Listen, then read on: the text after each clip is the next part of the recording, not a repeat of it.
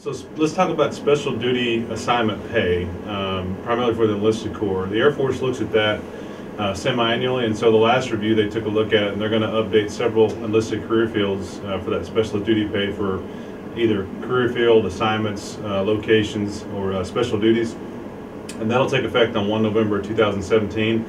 And so the last one they added the flight engineer, special mission aviator, loadmaster, and remotely piloted aircraft sensor operator. And really these are career fields that are somewhat critically manned, but they require a lot of training and specialty and have a lot more responsibility than maybe other career fields of the same grade. And so if you're interested in taking a look at it and see what the differences are, you can take a look on the enlisted compensation page on my person and see what that is. But they added 13 additional career fields to that this year.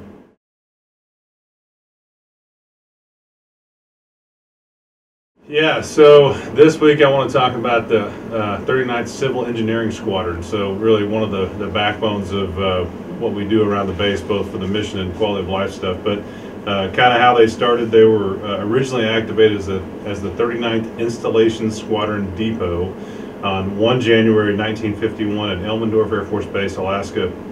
And they were there until 13 April 1953.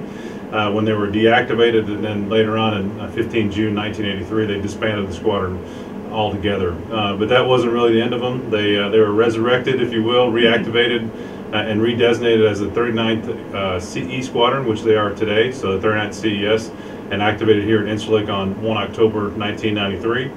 And so their unit emblem is it's a disc on a black background, and the disc, if you can think of it, it's like kind of little pieces of the pie. There's 3 pieces around it, and one of them is blue, which alludes to the domain in which the Air Force does its operations, which is the sky, and the other one is yellow, which symbolizes the sun, which is really the amount of professionalism that all their members have to hold themselves to do their mission.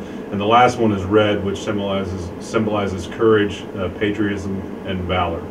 And then the black border itself that the patch goes on is sacrifices the loyalty to the mission in our country and their sacrifices. And then their t-shirt color is black, obviously, but that unit emblem I talked about, that's on the front of their t-shirt, and obviously they wear that patch. And that patch also has their motto, which is always ready, and that patch was approved for them in 1994, and they've been using that ever since. And then again, this year's been a good year for them, but they've had a good history as well. So in their history, they've had 12 outstanding unit awards. The last one they got was for calendar year 2014. So pretty steeped in history. They've been there for 24 years making it happen. And this year, obviously, they had 16 times more projects than they had in the previous years. So not 16 more, but 16 times more projects they've allowed us to do here. So a lot of great work for us for the air base mission, and obviously they enable the OIR piece as well. So shout out to our Civil Engineering Squadron. Thanks, guys.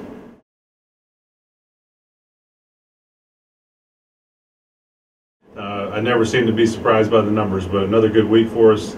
In Syria, we had 226 strikes that hit 244 targets, and in Iraq, another 57 strikes, totaling 131 targets.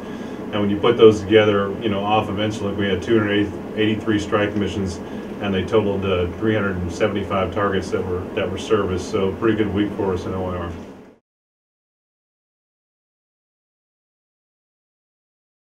I would just say it's for the folks that get a chance to enjoy it, it's a 3-day weekend. Enjoy the Monday off for those that get it, and have a good time. Enjoy the things that we're offering around the base.